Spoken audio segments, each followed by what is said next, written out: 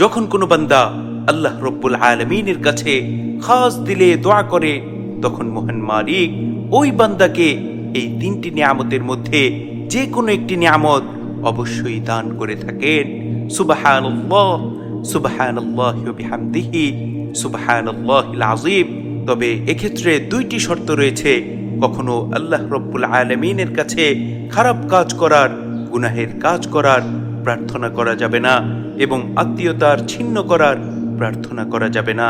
এ সম্পর্কে মিশকাতুল মাসাবিহের 2259 নম্বর হাদিস, আল্লাহ রসুলের অত্যন্ত প্রিয় সাহাবী হযরত আবু সাঈদ খুদরি রাদিয়াল্লাহু আনহু বলেন, রাসূল আকরাম সাল্লাল্লাহু আলাইহি ওয়াসাল্লাম ইরশাদ করেছেন, মা মিন মুসলিমিন ইয়াদউ বিদাওয়াতিন লাইসা ফিহা ইসমুন ওয়ালা কতিআতু রিহমিন ইল্লা আ'তাহু আল্লাহু ফিহা ইহদা সালাসিন।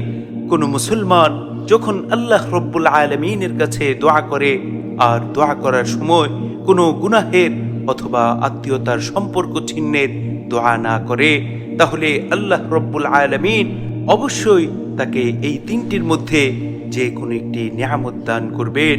সেই তিনটি নিয়ামতের মধ্যে নম্বর 1 হচ্ছে ইম্মা আইয়ুআজ্জিলা লাহু দাওয়াতাহু। যখন কোনো বান্দা মহান মালিকের কাছে দোয়া করে, তখন আল্লাহ রব্বুল আলামিন তার কাঙ্ক্ষিত দোয়াটি কবুল করে নেন। সুবহানাল্লাহ, সুবহানাল্লাহি ওয়া বিহামদিহি, সুবহানাল্লাহিল আযীম। নম্বর 2 হচ্ছে ওয়া ইম্মা আইয়াদাখিরাহা লাহু ফিল আখিরাহ। যখন কোনো বান্দা দুনিয়াতে কোনো কিছু পাওয়ার আশায় আল্লাহ রব্বুল আলামিনের কাছে দোয়া করে, মহান মালিক তার দোয়াকে কবুল করে পরকালের জন্য তা জমা রাখেন।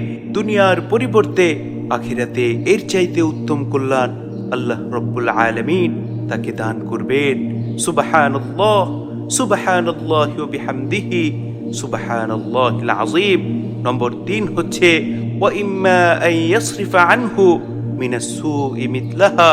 যখন কোনো বান্দা আল্লাহ রব্বুল আলামিনের কাছে দোয়া করে, তখন মহান মালিক তার দোয়া কবুল করেন ঠিকই, কিন্তু সে যে জিনিস চেয়েছে তার পরিবর্তে অন্য অকল্যাণ, অন্য বিপদ আপদ দূর করে দেন।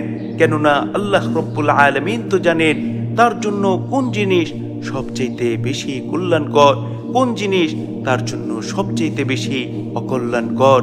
রাসূল আকরাম সাল্লাল্লাহু আলাইহি ওয়াসাল্লামের পবিত্র জবানে এমন কথা শুনে সাহাবায়ে কেরাম রাদিয়াল্লাহু আনহুম বলে উঠলেন, ইদান নুকসিরু, তাহলে তো আমরা অনেক বেশি লাভ করব।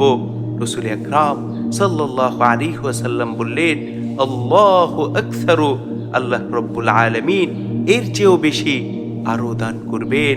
সুবহানাল্লাহ, সুবহানাল্লাহি ওয়া বিহামদিহি, সুবহানাল্লাহিল আযীম।